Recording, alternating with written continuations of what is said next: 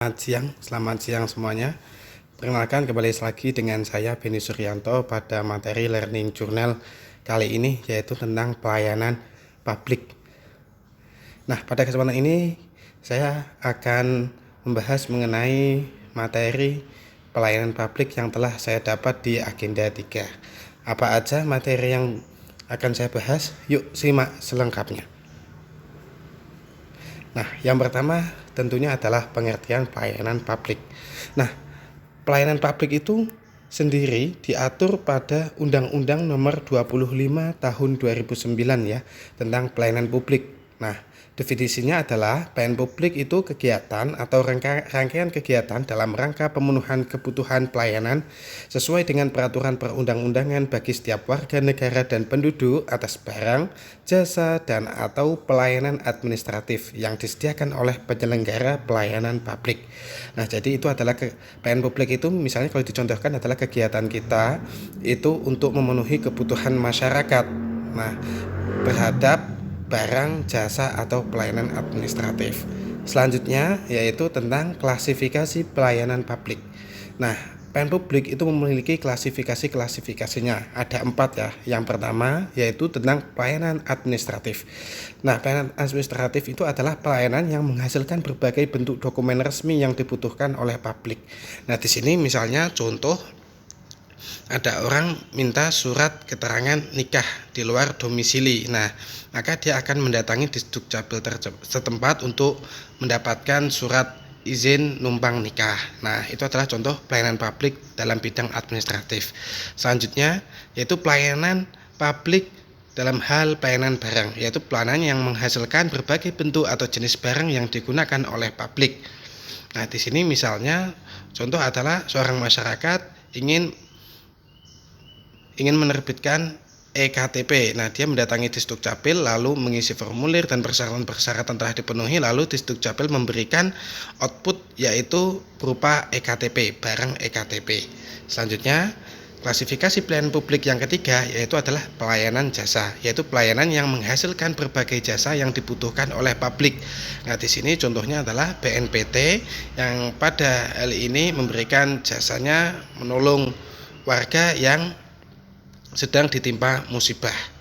Nah, yang terakhir adalah klasifikasi pelayanan publik berupa pelayanan regulatif, yaitu pelayanan melalui penegakan hukum dan peraturan perundang-undangan maupun kebijakan publik yang mengatur sendi-sendi kehidupan masyarakat. Contohnya ini adalah sidang ya, yaitu pelayanan melalui penegakan hukum.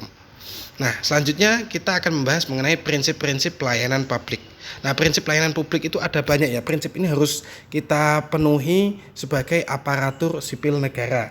Nah, guna mendapatkan pelayanan yang prima. Prinsip-prinsip apa aja? Yaitu pertama adalah prinsip transparan, responsif, accessible, partisipatif, berkeadilan, akuntabel, efisien, murah, mudah, efektif, dan tidak diskriminatif. Itu semua merupakan prinsip pelayanan publik untuk menghasilkan pelayanan yang prima. Nah, selanjutnya yaitu adalah kualitas pelayanan publik.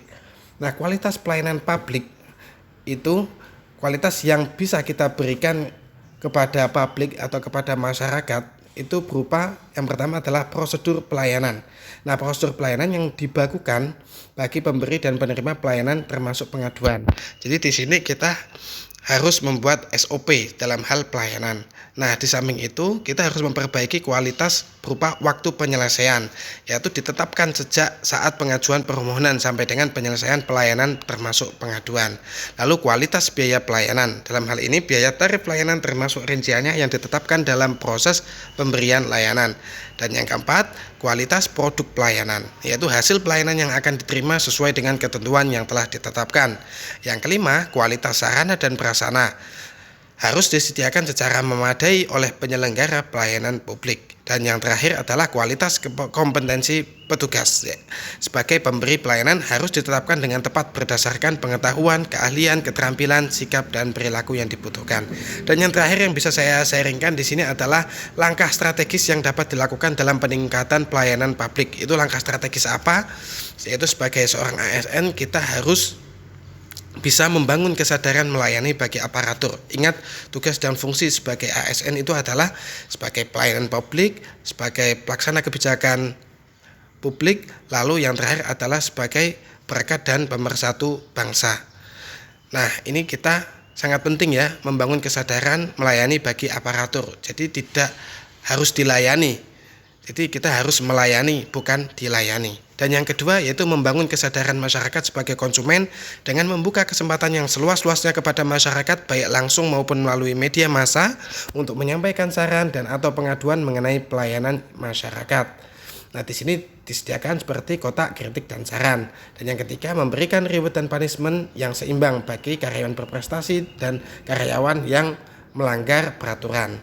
Dan yang terakhir, langkah strategisnya adalah mengadakan kompetensi pelayanan untuk instansi yang memberikan pelayanan sejenis. Misalnya, yaitu lomba inovasi aplikasi bagi pengadilan sekota Semarang. Nah, misalnya seperti itu. Nah, demikian merupakan share saya mengenai learning journal pelayanan publik. Akhir kata, wassalamualaikum warahmatullahi wabarakatuh.